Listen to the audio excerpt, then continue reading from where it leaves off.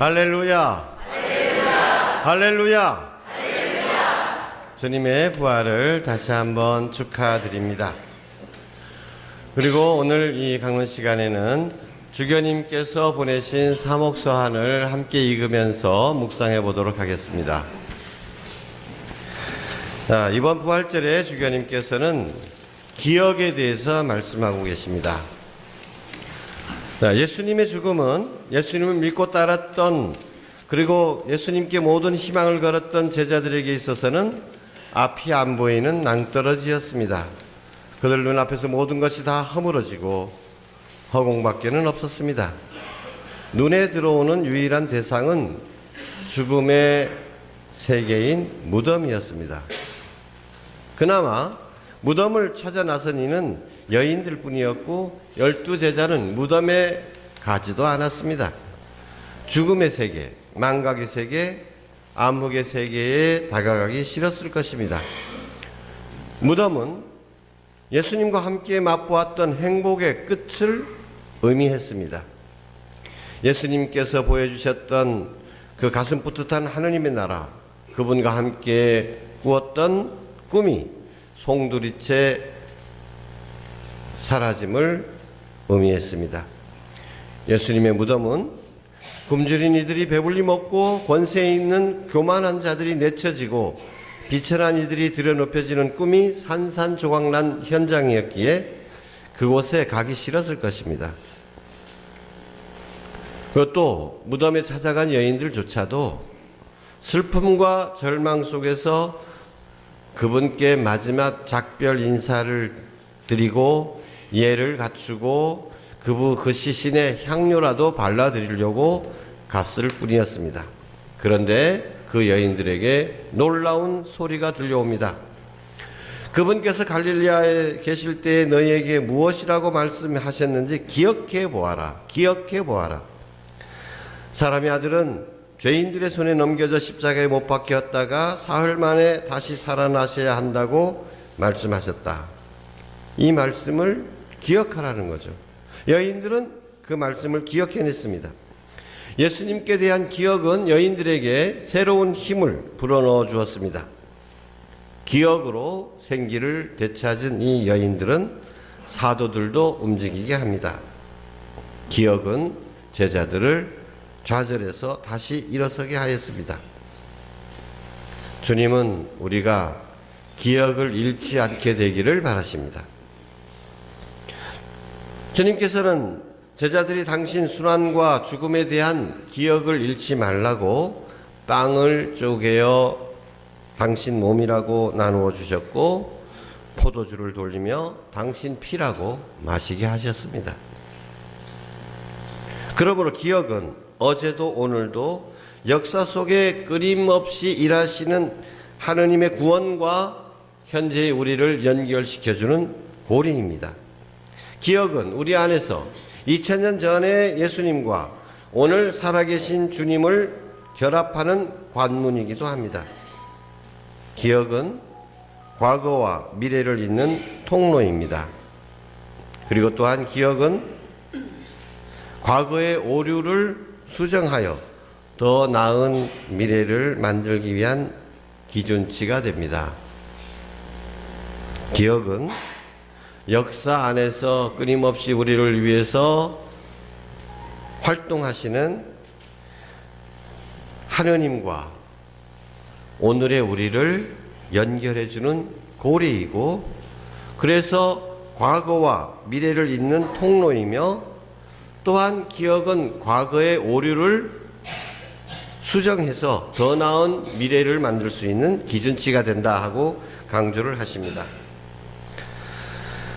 자, 이제 우리나라의 경제 상황을 보면 현재 우리나라 경제가 많이 어려워지기는 했습니다.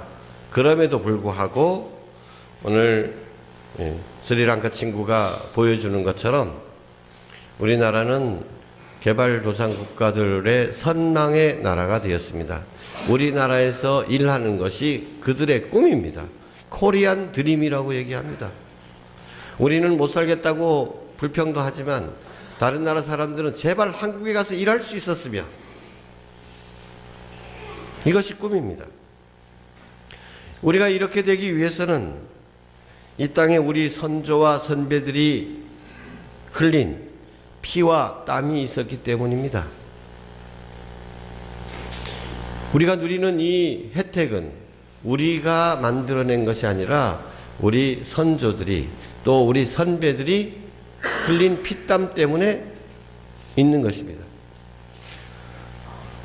일제강점기에 봄이 오길 기다리며 온몸으로 항거한 이들, 재산을 수탈당하고 자유를 빼앗기거나 강제노역에 끌려간 이들, 몸과 마음을 짓밟히며 인생을 도륙당한 이들, 고향을 쫓겨나 남의 나라 땅에서 유랑민으로 살아도 언젠간 돌아갈 날을 꿈꾸며 버티어온 우리 선조들을 기억해야 합니다. 이런 선조들의 아픔과 분노와 한이 오늘 우리의 자유와 부와 긍지의 밑거름이 되었음을 기억해야 합니다. 두 번째로 또 기억해야 될 부분은 2차 세계대전 후에 강대국들의 횡포로 그어진 38선, 이로 인한 남북분단. 남북분단으로 인해서 이 땅에 씻을 수 없는 깊은 상처와 슬픔과 미움과 대립이 생겼습니다. 6.25 때 도대체 얼마나 많은 인명이 희생됐습니까? 최소한 400만 명이라고 얘기합니다. 근데 이 정확한 통계마저도 없습니다. 몇백만 명이 한국전에서 죽었는지.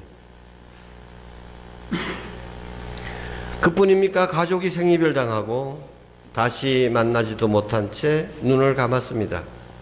아직도 많은 가족들이 슬픔과 울분과 그리움에 사무쳐 잠 못 이루고 있습니다. 그리고 또 제주 땅에는 이념투쟁 때문에 전 인구의 10%라고 하는 2만 5천에서 3만 명에 이르는 직접적인 희생자들이 있고, 그래서 제주도에는 유가족 아닌 사람이 거의 없을 정도입니다. 그렇게 많은 이들이 죽어나갔고, 그래서 살기 위해서 도외로 외국으로 빠져나갔고, 또 남아있는 이들도 희생자 유족임에도 불구하고 또 다른 희생자임에도 불구하고 연자제에 걸려서 얼마나 고통들을 많이 당했습니까? 이분들의 그 고통은 지금도 지속되고 있습니다. 그들의 희생을 정부를 향한 폭동이라고 해서 명단에서 제외하고 위패를 치워야 된다고 하는 안타까운 현실도 눈으로 목격하고 있습니다. 그래서 지금 이 순간도 계속되는 우리 역사의 어두움과 그늘을 우리는 기억해야 합니다. 그래야 이러한 비극을 하루빨리 종결하고 다시는 재현하지 않을 것입니다. 제가 어렸을 때 4.3 사건에 대해서 어른들한테 물어보면 어른들은 말을 해주려고 하지 않습니다. 그래서 우리 세대들은 잘 모릅니다. 잊어버리고 싶은 거예요. 기억하고 싶지 않죠. 제자들이 무덤으로 가지 않은 이유나 마찬가지입니다. 그러나 기억해야 합니다. 그리고 이 기억을 전해 주어야 합니다. 그래야 그와 같은 비극을 다시 되풀이지 하지 않습니다. 기억해야 역사는 우리의 교과서가 되어주는 것입니다. 어떤 이들은, 주교님의 말씀이 계속됩니다. 어떤 이들은 우리나라가 다른 나라에 비해서 단기간에 산업화와 민주화 이 두 마리 토끼를 함께 성공적으로 달성했다고 자랑합니다. 어느 나라는 산업화만, 어느 나라는 민주화만. 이렇게 됐지만 우리는 산업화와 민주화를 둘 다 이루어낸 자랑스러운 나라라고 자부심을 갖습니다. 맞는 이야기입니다. 그러나 그 가운데서도 또 잊지 말고 기억해야 될 것이 있습니다. 자, 산업화 됐을 때 산업화 되었다고 자랑만 할 것이 아니라 산업화의 그늘, 산업화가 되기 위해서 얼마나 많은 노동자들이 탄압을 받고 그들이 밤새면서 피땀을 흘려야만 됐던가. 그들 때문에 산업화가 가능했던 것이죠. 그들의 그 이름 없는 수많은 노동자들의 노고를 잊어서는 안 됩니다. 기억해야 합니다. 민주화를 위해서 얼마나 많은 사람들이 고문을 받았고 행방불명이 되고 얼마나 힘들게 투쟁했습니까? 요즘은 386 이러면 운동권 하면 마치 지탄이 대상이라도 되는 것처럼 이런 분위기가 팽배해 있습니다. 이 종편의 영향이죠. 물론 운동권들이 다 잘했다는 건 아니죠. 현재 또 그들이 부족한 모습도 눈으로 볼 수 있습니다. 그러나 그들이 정말 그렇게 쫓겨나가고 체류탄 맞으며 죽어가고 고문당하고 쫓겨서 산과 들에서 피신하고 있을 때 그들이 행했던 그 민주화 투쟁 때문에 그 목숨 내걸고 했던 그 투쟁 때문에 오늘 우리가 이렇게 자유를 누리고 있다는 것을 잊어서는 안 됩니다. 기억해야 합니다. 감사해야 합니다. 그들에게.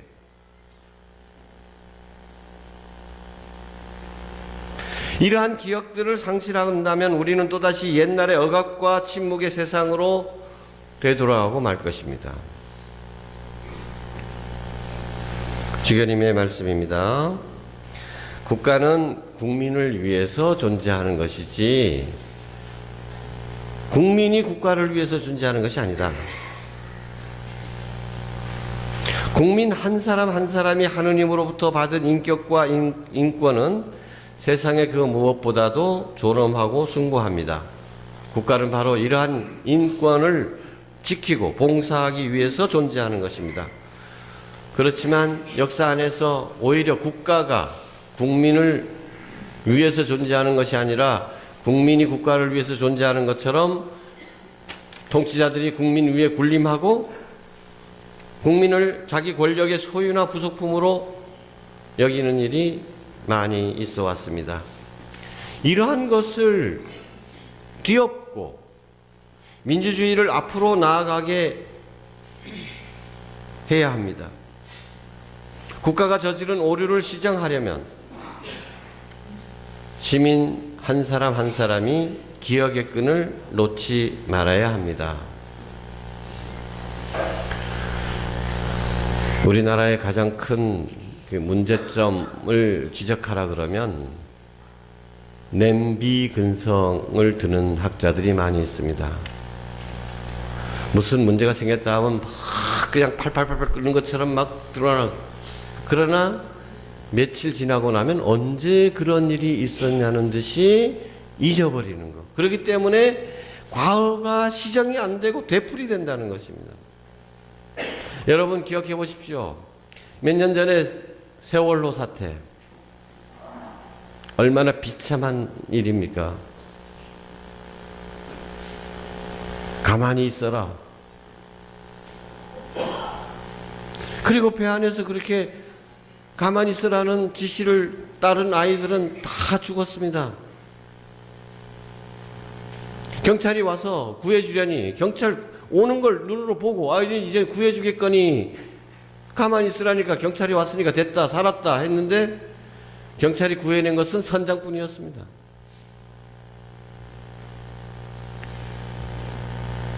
박근혜 대통령도 그때 이제 우리나라는 세월호 이전과 이후가 이 이후의 시대로 대변될 것이다. 이렇게 선언했습니다마는 과연 달라진 것이 무엇이 있느냐? 지난주 주보에 강론에서 어느 신부님이 있었던 백남기 농민이 데모를 하다가 물대포에 맞아 지금 사경을 헤매고 있는데 데모할 권리가 있습니까? 없습니까? 데모한다고 그렇게 쏴서 죽여도 됩니까? 그런데도 누구 하나 사과하지도 않는다는 거예요. 국가 공권력의 한 행위인데도 불구하고. 이게 왜 이렇게 되풀이됩니까? 이한열이라는 사람을 잊어버렸기 때문입니다.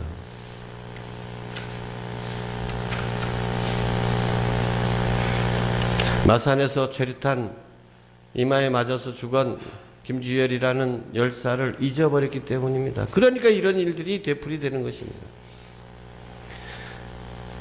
주교님께서는 이런 것들을 뭐라고 표현하냐면 아주 강하게 표현하셨습니다. 사회적 침해. 사회적 침해에 걸렸다 우리가.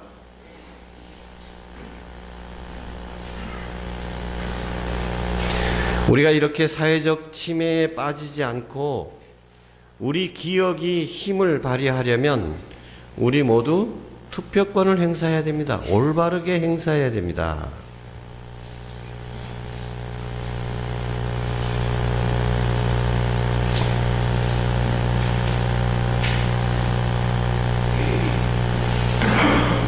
주교님께서는 투표권 행사를 강조하시는데 저는 이 기회에 한 가지만 더 말씀드리고 싶습니다. 주교님께서는 사회적 침해라는 말씀을 하셨는데 저는 무임승차라는 표현도 한번 들려주고 싶습니다. 무임승차. 돈 안 내고 타는 거죠. 우리가 산업화를 하고 민주화를 이렇게 나가는데 이 차에 그냥 무임승차하려는 시민들이 많으면 산업화도 무너지고 민주화도 무너진다는 것입니다. 제가 중학교 때 처음으로 서울 구경을 갔습니다. 고모부가 그때 서울에서 살고 계셨습니다. 그래서 고모부한테 여쭤봤습니다. 몇 년 전에 일어난 일. 4.19 때 고모부는 뭐 하셨어요? 하고. 정말 궁금했습니다. 4.19 때 우리 고모부는 뭐 하셨나? 아주 대답이 실망스러운 그 실망스러운 느낌이 지금도 남아 있습니다. 난 그때 구경했죠.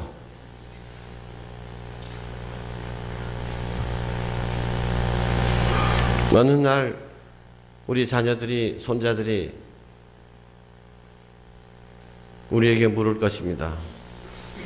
그런 세월호 엄청난 비극을 당하고 그때 아버지 어머니는 뭐 하셨어요? 할아버지는 그때 뭐 하셨어요? 4.3 사건이라는 비극을 배우고 나서 그래 그런 엄청난 일을 당하셨는데 할머니 할아버지는 그때 뭐 하셨어요? 야 그때는 아무것도 못했죠. 난 고봤죠. 난 도망 다녔죠. 이렇게만 말할 것인가? 그래도 자랑스럽게 그래도 나는 무언가를 했다라고 말할 수 있는 그냥 이 버스에 타는 것이 아니라 저절로 가는 것이 아닙니다.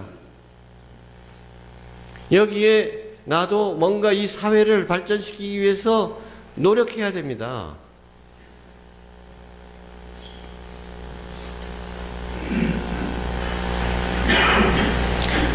무임승차하지 맙시다. 부활하신 예수님은 제자들을 다시 갈릴리아로 부르십니다. 생전에 함께 살고 함께 걷고 함께 하느님 나라를 위해 열정을 불태우던 곳으로 부르십니다. 악의 권세에 승리하신 주님이 함께 계시니 분발하여 옛 기억을 되살려 다시 시작하라고 부르십니다. 마지막 부분을